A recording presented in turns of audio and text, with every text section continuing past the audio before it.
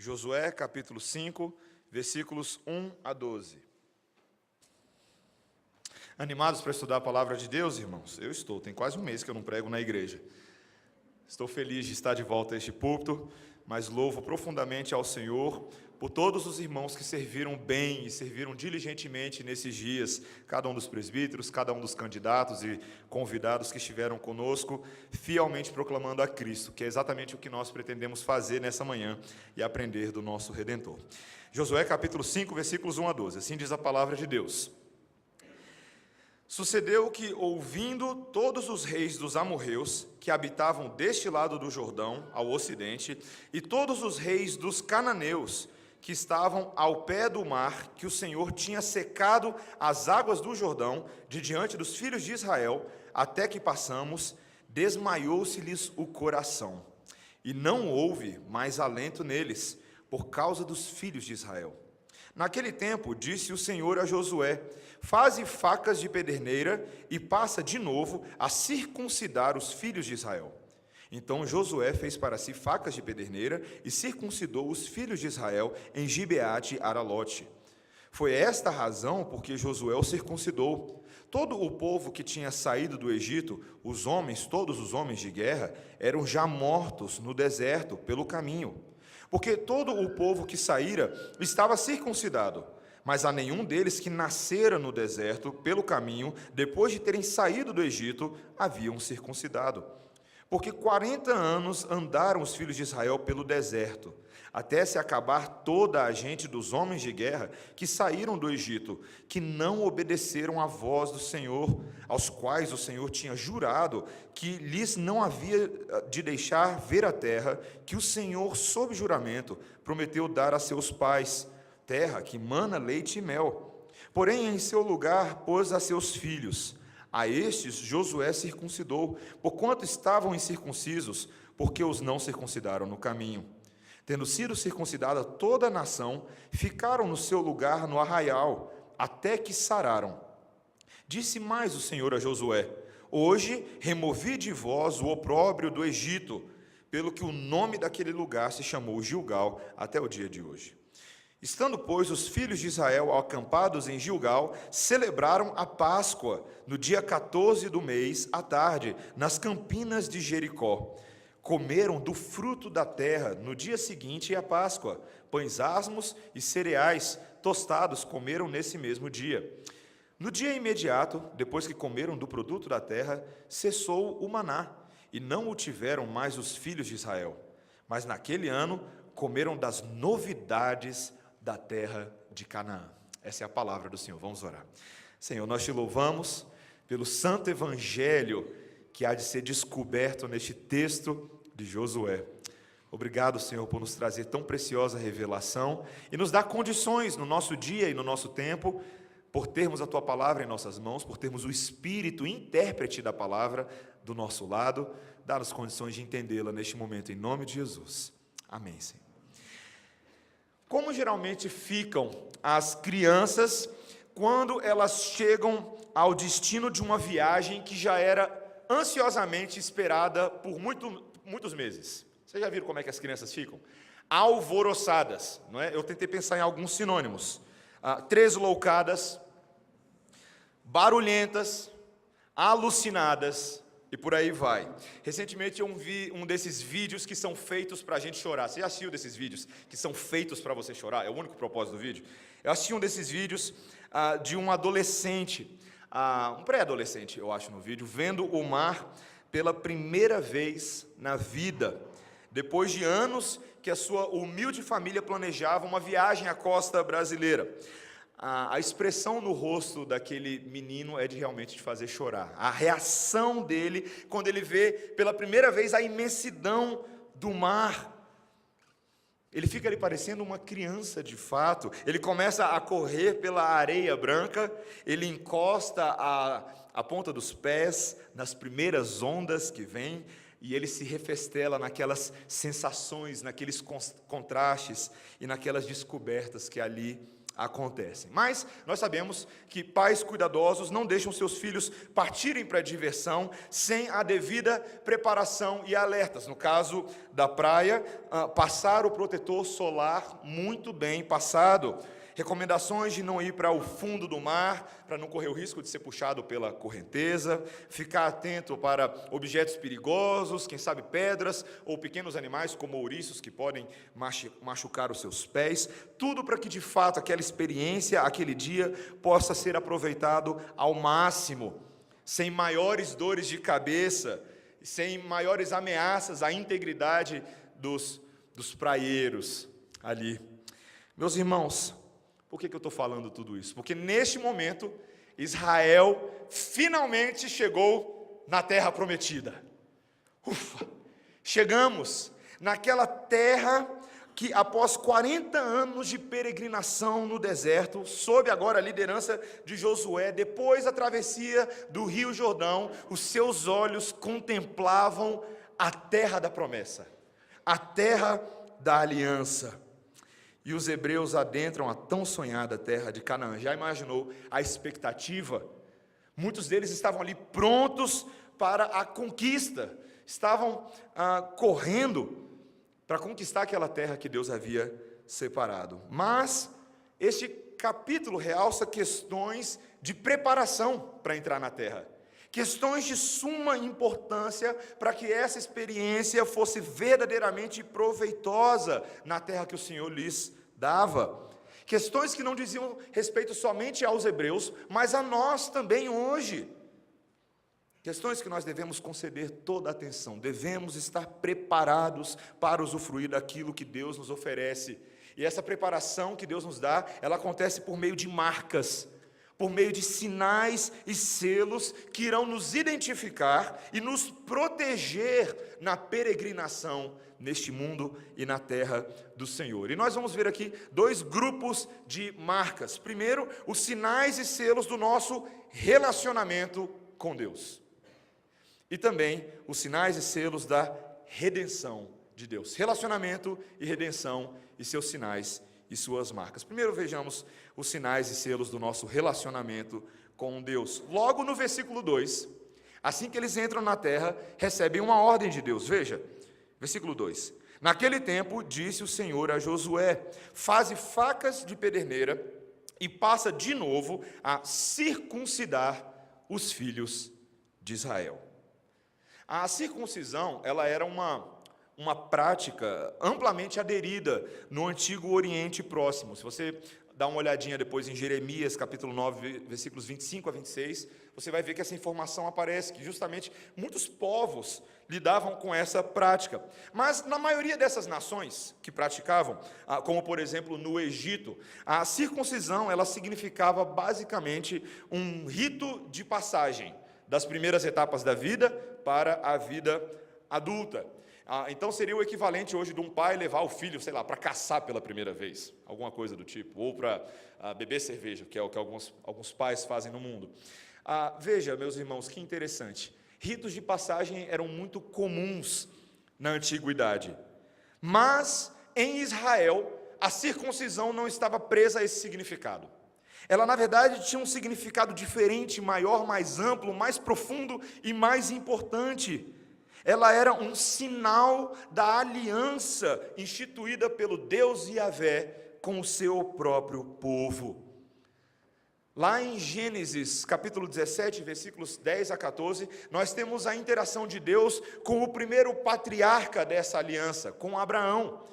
E lá ele dá a ordem a Abraão que administrasse esse sinal a todos os homens nascidos entre o povo até o 8º dia de vida deles. E este sinal na sua carne, na sua pele, a circuncisão, que era um sinal bem visceral, bem sangrento, ela representava o relacionamento de Deus com o povo. O fato agora de que as alianças, as promessas de Deus eram repassadas de geração em geração agora, com um sinal que era colocado no órgão de reprodução do homem. Ali, naquele sinal, estavam contidas maravilhosas e gloriosas bênçãos e promessas de Deus. Primeiro, o senso de que cada um daqueles identificados com o sinal agora de fato pertenciam ao povo de Deus. Eles fazem parte da aliança. Eles agora também têm uma identidade que os distingue do resto do mundo por causa do seu significado. Eles não são mais misturados com os povos pagãos, eles são agora o povo separado por Deus. Também naquele sinal havia o lembrete da promessa de que Deus daria a eles uma terra para habitação. A promessa de que um dia estariam na terra que emana leite e mel. Um sinal também que lembrava eles da proteção divina no processo, de que Deus era com eles e seria com eles todos os dias dessa peregrinação. E de que o favor de Deus, a misericórdia e a graça de Deus estava com eles. Mas eu pergunto para vocês, por que Deus daria essa ordem a Josué nessa altura do campeonato? Para pensar na cena, não é estranho? O povo está ali na iminência de entrar na terra prometida, com a cabeça na batalha, certo? E Deus vira para Josué e para o povo e fala, para tudo, para tudo, para tudo. Está na hora de circuncidar. Qual que era o motivo? O motivo é explicado nos versículos 4 a 6. Dê uma olhada comigo. O texto nos diz claramente que a razão pela qual Josué o circuncidou é porque quando o povo tinha saído do Egito, os homens, todos os homens de guerra, já eram mortos no deserto pelo caminho. O motivo pelo qual isso aconteceu agora é porque a primeira geração de israelitas que havia saído do deserto, havia saído do Egito, havia caído no deserto. E o motivo pelo qual isso tinha acontecido era por causa do pecado do povo durante o deserto, por causa da rebeldia, da transgressão da lei de Deus, o fato de que eles se voltaram contra Deus e contra Moisés, o mediador, o líder do povo e o mediador da aliança. E Deus, na sua ira, por causa do pecado, como nós lemos hoje em 1 Coríntios capítulo 10, por causa do pecado, da rebeldia, da teimosia desse povo, Deus jurou na sua ira que eles não entrariam na terra que Deus prometera aos seus antepassados. Dura maldição, não é verdade? Imagina você sair do Egito com uma expectativa, mas você mesmo é a causa dessa expectativa não se realizar na vida do povo, o seu pecado, a sua dureza. A questão é que novos rebentos foram nascendo no percurso do deserto. A vida continuava no deserto, né, gente? Outros foram nascendo. Entretanto, esses que nasceram no deserto não haviam recebido o sinal da circuncisão dos primeiros israelitas que haviam saído do Egito. E assim, Deus convoca Josué mais uma vez para instalar o sinal da sua graça e da sua aliança sobre o povo.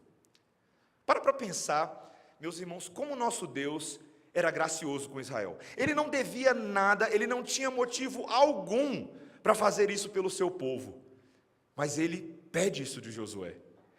Pede para que instale no povo o lembrete de que a sua misericórdia, a sua aliança, a sua graça, as suas promessas continuavam acompanhando o povo. E isso exigia de Josué bastante fé. Talvez você ache que era só um ato ritualístico, mas Josué precisava entender e crer no significado daquilo que Deus estava exigindo deles. Ele precisava enxergar que Deus estava selando o seu povo. Ele precisava entender que Deus não estava neste momento contando as faltas do passado, mas mais uma vez estava renovando os seus propósitos para com aquele povo turrão, aquele povo cabeça dura, aquele povo difícil. A circuncisão física, meus irmãos, tinha sobretudo um significado espiritual na vida do povo, porque ela simbolizava a circuncisão do coração, que era o que realmente importava para Deus. Moisés fala isso lá em Deuteronômio, capítulo 10, versículo 16, quando ele diz que a circuncisão do coração é o objetivo do relacionamento de Deus com o seu povo. E Josué precisava obedecer o comando divino, mesmo sabendo que eles estariam vulneráveis no processo, que Israel, ao fazer isso, potencialmente ficaria numa situação muito complicada. Para pensar uma coisa, talvez a gente não pense muito nisso, né? Quanto tempo leva um homem para sarar de uma circuncisão? Num tempo em que não havia tecnologia, não havia medicina, não haviam remédios, eram muitos dias. O texto mesmo deixa claro para a gente no versículo 8, que eles ficam prostrados ali alguns dias. E meus irmãos, os inimigos poderiam tirar proveito dessa situação.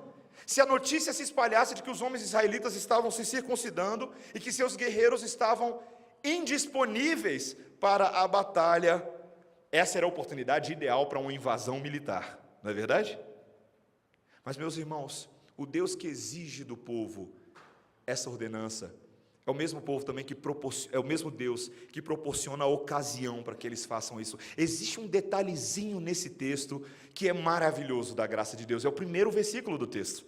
Olha o que ele diz: sucedeu que, ouvindo todos os reis dos amorreus que habitavam deste lado do Jordão, ao ocidente, e todos os reis dos cananeus que estavam ao pé do mar que o Senhor tinha secado as águas do Jordão, de diante dos filhos de Israel, até que passamos, o que aconteceu? Desmaiou-se-lhes o coração, e não houve mais alento neles, por causa dos filhos de Israel. Meus irmãos, os cananeus e os amorreus estavam tremendo nas cambitas, tremendo de medo. Por quê? Porque a reputação e a fama do Deus de Israel e das grandes conquistas militares que eles tinham os precediam.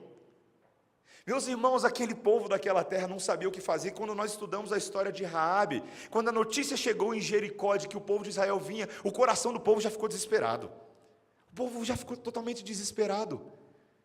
Vocês conseguem perceber que Deus instalou um santo temor no coração deles, para que eles não atrevessem a fazer nada contra o povo de Deus. Talvez eles até pensassem que o rio Jordão poderia ser um obstáculo intransponível, ou que talvez a travessia fosse lenta, mas Deus secou o rio no pé do povo. Que Deus é esse, meus irmãos? Que Deus é esse? Seus sinais e prodígios são o anteparo e o arcabouço que permitem que a nossa fé seja exercida.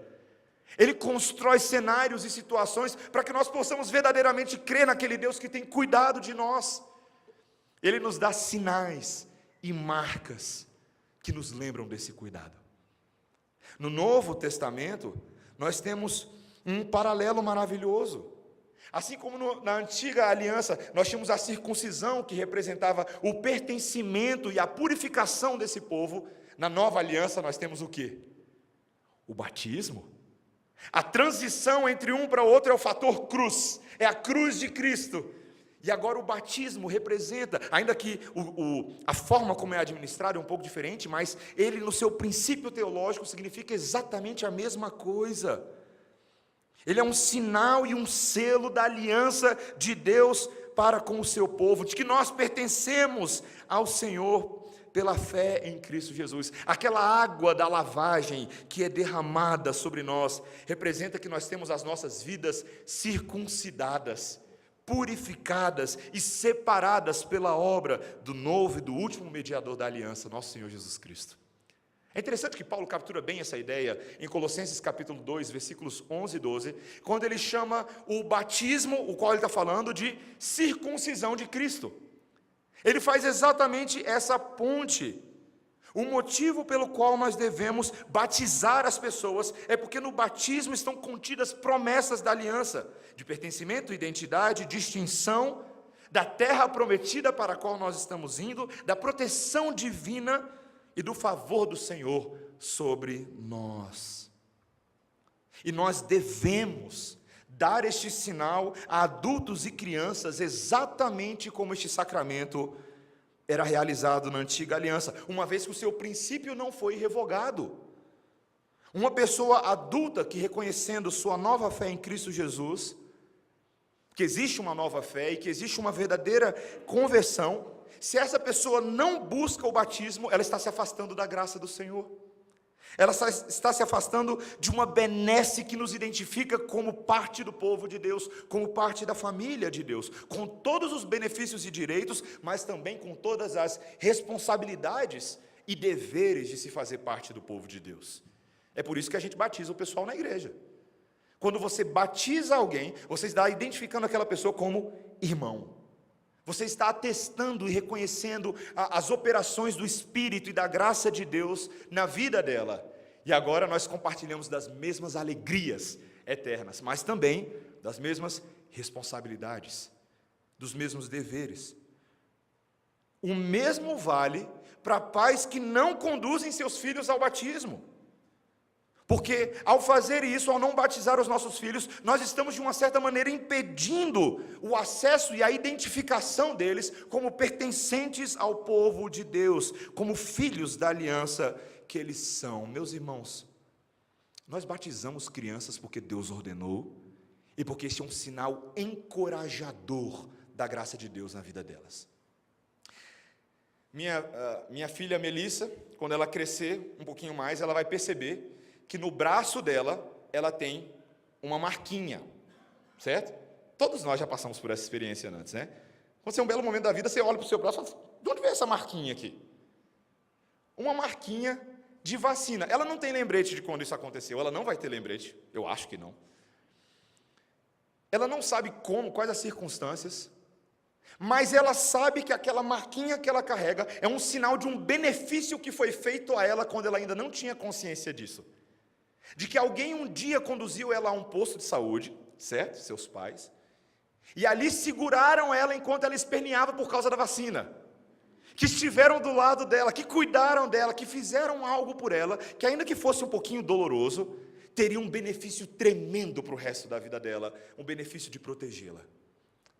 Meus irmãos, quando nós olhamos para o nosso batismo, as crianças que foram batizadas na infância olham para o seu batismo, elas não têm consciência disso, elas não se lembram disso, mas é um sinal de que Deus estava com elas, acompanhando pelo restante das suas vidas, que elas não teriam condições de ir com as próprias pernas até o posto de saúde, mas Deus fez isso por elas.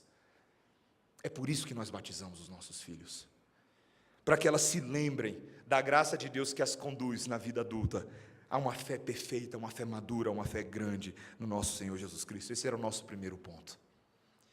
Mas, meus irmãos, não é somente um sinal e selo do relacionamento de Deus, mas é também um sinal e selo da redenção e da salvação de Deus. Nós vemos isso dos versículos 10 a 12, veja comigo. Estando, pois, os filhos de Israel acampados em Gilgal, celebraram a Páscoa no dia 14 do mês, à tarde, nas campinas de Jericó. Comeram do fruto da terra. No dia seguinte à Páscoa, pães asmos e cereais tostados comeram nesse mesmo dia. No dia imediato, depois que comeram do produto da terra, cessou o maná e não o tiveram mais os filhos de Israel. Mas naquele ano comeram das novidades da terra de Canaã.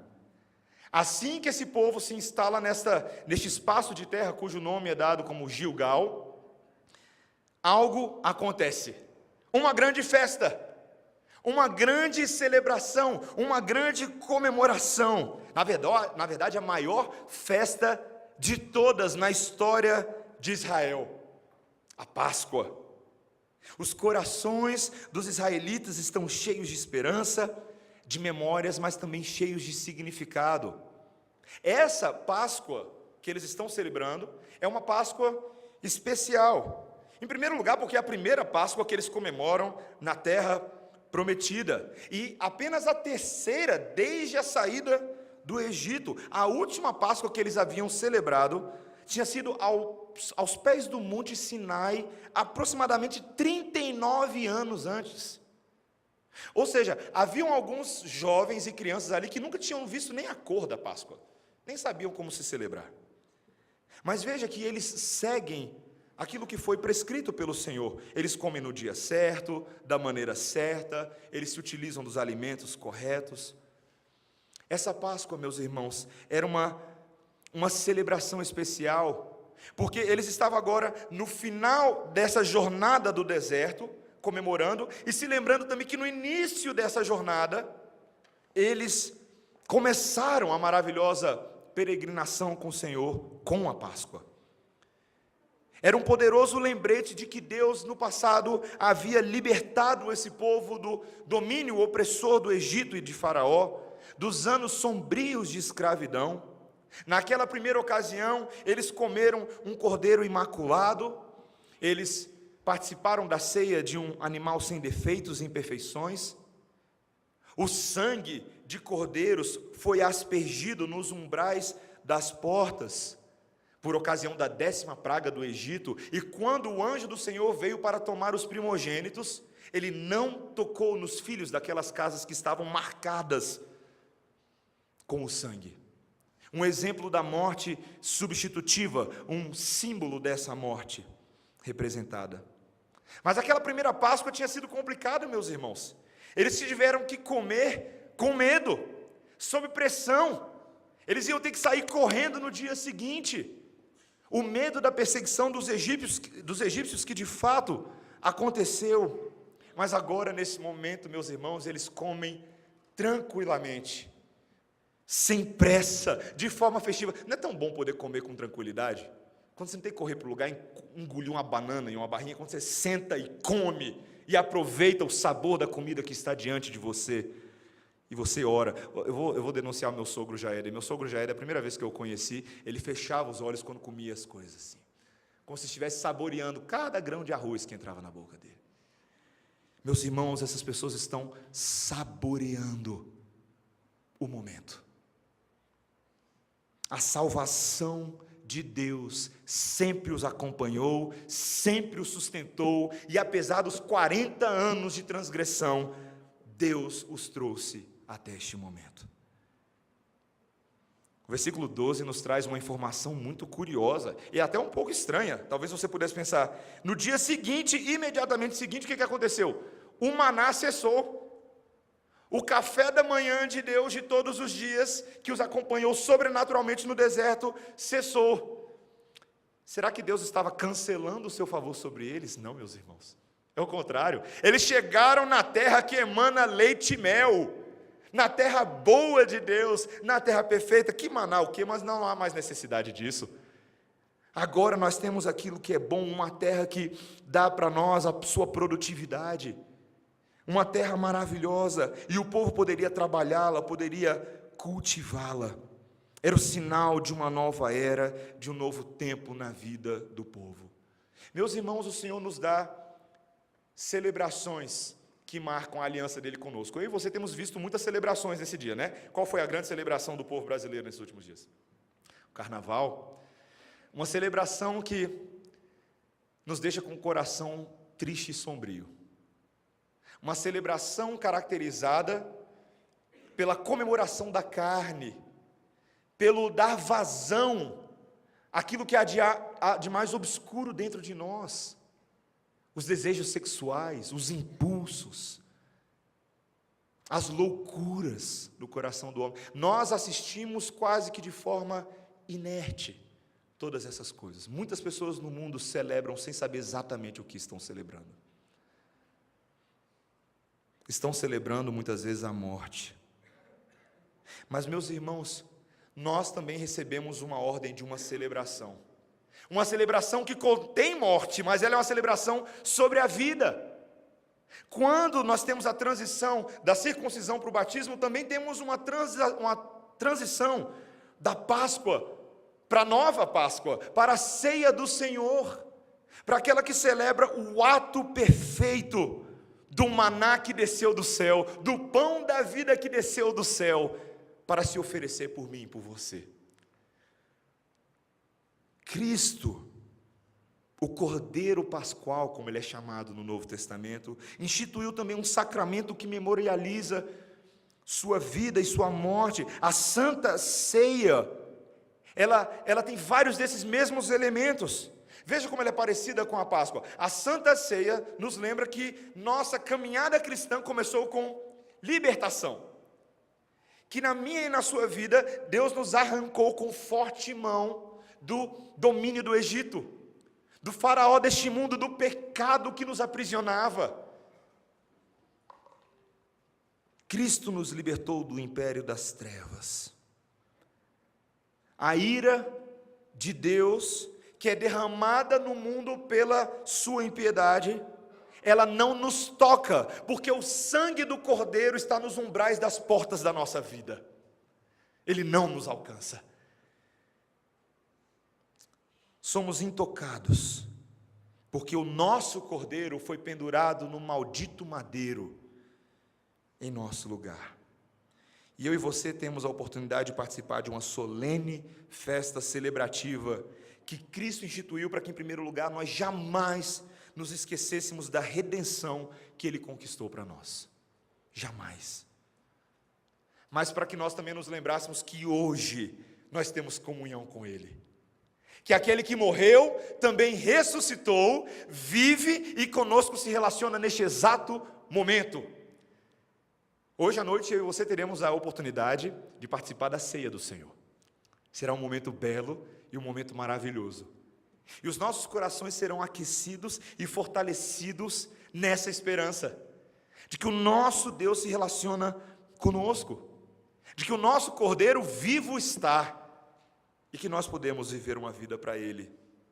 Meus irmãos, esses sacramentos, eles preparam o nosso coração para nós vivermos a vida neste mundo, mas também para estarmos prontos para a guerra. Veja que esses sacramentos são dados para Israel na iminência da conquista de Jericó. Semana que vem nós vamos ver essas cenas. Todos os dias, eu e você lidamos com guerra, não é verdade? Nós vivemos num mundo sob constante tiroteio, e eu não estou fazendo referência apenas ao que está acontecendo no Rio de Janeiro, ou em alguns países próximos a nós, como os Estados Unidos. Eu estou falando do fato de que há uma batalha espiritual pelos nossos corações, de que existem sim anjos e demônios, mas também uma constante batalha entre a luz e as trevas, entre aquilo que agrada a Deus e aquilo que agrada a nossa carne. E eu e você precisamos estar preparados.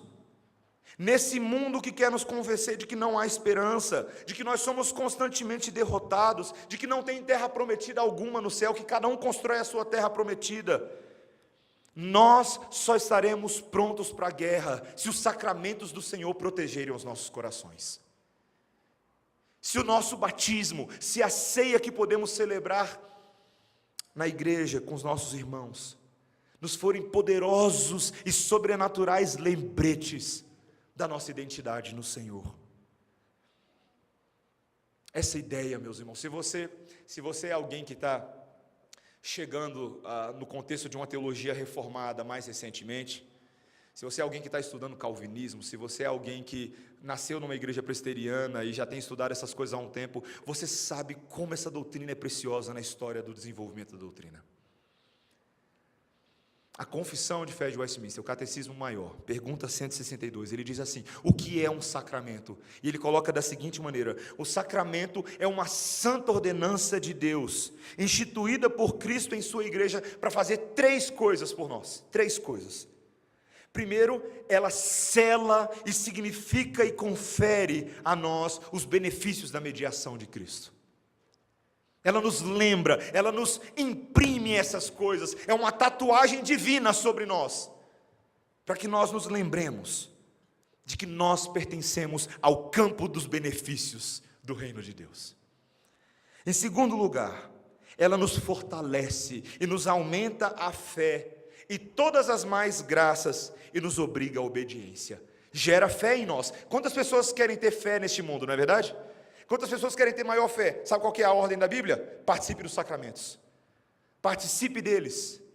Seja tocado, seja movido, seja transformado por este momento. Você vai ver o seu coração crescendo em fé. Mas em último lugar, ele diz que ela testemunha, esses sacramentos testemunham e nutrem o amor e a comunhão de uns para com os outros, porque distingue a família de Deus de outras famílias. Meus irmãos, é assim que nós somos fortalecidos, comendo em família. Eu amo comer em família, amo. Sempre que eu estou com meu pai, com meu irmão, com a minha mãe, agora com Débora na minha vida e com Melissa, é uma festa com os meus sogros, com os meus primos, com os meus tios. E eu creio que para nós é uma festa ainda maior, não só porque nós somos família biológica uns dos outros, ou família por ordem do casamento, mas porque o sangue do Cordeiro está sobre nós. É tão bom, meus irmãos, poder sentar à mesa com irmãos que são lavados e remidos, porque num dia nós estaremos sentados em outra mesa, estaremos numa boda melhor, na presença do Cordeiro Santo de Deus que por nós se entregou e hoje vive. Nós estaremos todos na presença dele. Meus irmãos, o Senhor nos convida a viver uma vida com Ele, e um dia na eternidade nós estaremos em plena e perfeita diversão na presença do nosso Deus. Mas pais cuidadosos não deixam seus filhos viverem nesse mundo sem a devida preparação e alertas. É isso que Deus faz ao nos dar os sacramentos. Ele está te dando o protetor solar do Espírito Santo, meu irmão, para você não se queimar nesse mundo. Ele está te dando a oportunidade de você entrar nas águas desse mundo, atentos para os objetos que podem furar o seu pé, para os ouriços desse mundo. O Senhor está protegendo a cada um de nós, para que possamos usufruir perfeitamente, não só agora, mas de forma ainda mais especial, das praias da Nova Jerusalém. Nós estaremos um dia num local, que nos assegura leite e mel de qualidade muito superior às praias do Nordeste. Muito melhor. Mas nós devemos estar preparados. Preparados para a batalha que estamos vivendo hoje, mas preparados também para a vitória, que já usufruímos em Cristo Jesus hoje, e usufruiremos de forma perfeita, quando Ele retornar para nos resgatar. Amém? Vamos orar, irmãos.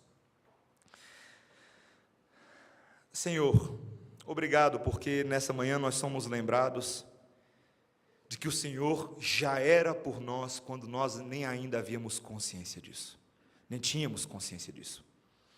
Senhor, obrigado, porque nessa manhã o Senhor nos lembra de sinais, de selos, de marcas, de vacinas da parte do Senhor, que fazem por nós uma obra única e maravilhosa, a obra de nos proteger, de nos preservar, de nos conduzir em santificação, de glória em glória, de novidade em novidade, a viver a vida que Cristo conquistou para nós.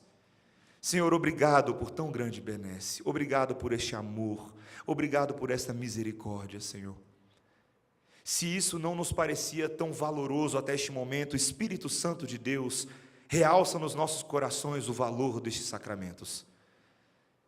Senhor, nos dá a alegria, a força, a energia e a coragem que precisamos da Tua parte, para não esmorecermos diante da guerra deste mundo, para sabermos que o Senhor tem nos protegido todas as semanas, ainda que achemos que estamos vulneráveis ao fazer todas essas coisas, mas o Senhor tem criado condições e ocasiões para que nós, pela fé, obedeçamos a Tua palavra e possamos verdadeiramente experimentar de benesses de ordem eterna, Senhor. Obrigado por tudo isso. Dá-nos a Tua graça nessa manhã, é o que nós te pedimos em nome de Jesus. Amém. Vamos ficar de pé, irmãos, vamos cantar ao nosso Deus.